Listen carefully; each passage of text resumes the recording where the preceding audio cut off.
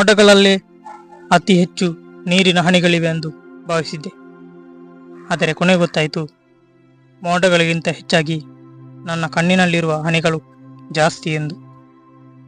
ಈ ಪ್ರಪಂಚದಲ್ಲಿ ಬಂದ ಎಲ್ಲ ಆಪತ್ತು ವಿಪತ್ತುಗಳನ್ನು, ಎಲ್ಲ ಕಷ್ಟ ಸಂಕಷ್ಟಗಳನ್ನು ನೆನೆಸಿದಾಗ ಮಳೆ ಹನಿಗಳಿಂತ ಹೆಚ್ಚು ಕಣ್ಣಲ್ಲಿ ನೀರು ಬರ್ತಾಯಿತ್ತು.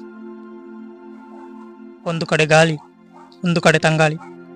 ಆ ತಂಗಾಳಿ ಬಿರುಗಾಳಿಯಾಗಿ ಎದ್ದು ಜೀವನವನ್ನು ಅಪ್ಪಳಿಸುವಾಗ ಜೀವನದಲ್ಲಿ ಗೋಳು ಎಂದು ಬಿದ್ದ ಆ ಕಣ್ಣೀರಿನ ಹನಿಗಳಿಗೆ ಲೆಕ್ಕ ಇಲ್ಲ. ಎಲ್ಲ ಜನರಿಗೂ ಕಣ್ಣೀರಿನ ಹನಿಗಳಿವೆ. ಬಹುಶಃ ಈ ಪ್ರಪಂಚದಲ್ಲಿ ಕಣ್ಣೀರಿನ ಹನಿ ಇಲ್ಲದ ಮನುಷ್ಯನಿಲ್ಲ. ಆದರೆ ಅವರೆಲ್ಲರಿಗಿಂತ ಮೊದಲನ ಸ್ಥಾನದಲ್ಲಿ ನಾನಿದ್ದೇನೋ ಎನ್ನುವಂಥ ಆತಂಕ ಕಾಡುತ್ತಾ ಇತ್ತು. ಜೀವನದಲ್ಲಿ ಎಲ್ಲೂ ಸೋಲಬಾರದಿತ್ತು.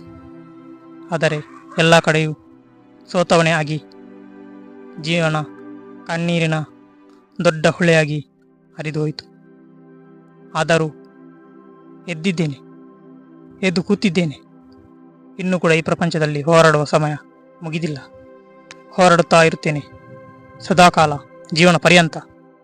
ಎಲ್ಲಿ ಶ್ವಾಸ ಮುಗಿಯುತ್ತೋ ಅಲ್ಲಿ ತನಕ ಹೋರಾಟ ಮುಂದುವರಿಯುತ್ತದೆ. ಕಣ್ಣೀರು ಬರಲಿ, ವೇದನೆ ಬರಲಿ, ಕಷ್ಟ ಸಂಕಷ್ಟಗಳೆಲ್ಲವೂ ಬರಲಿ, ಆದರೆ ಆತ್ಮಸ್ಥೈರ್ಯ ಎಂಬ ಖಡ್ಗವನ್ನು ಹಿಡಿದು ಯಾವತ್ತೂ ಹೋರಾಡುತ್ತಿದ್ದೇನೆ. ಮುಂದೆ ಕೂಡ ಹೋರಾಡುತ್ತಾ ಇರ್ತೇನೆ. ಯಾರಿಗೂ ಭಯಪಟ್ಟಿಲ್ಲ, ಯಾರಿಗೂ ಭಯಪಡುವುದೂ ಇಲ್ಲ.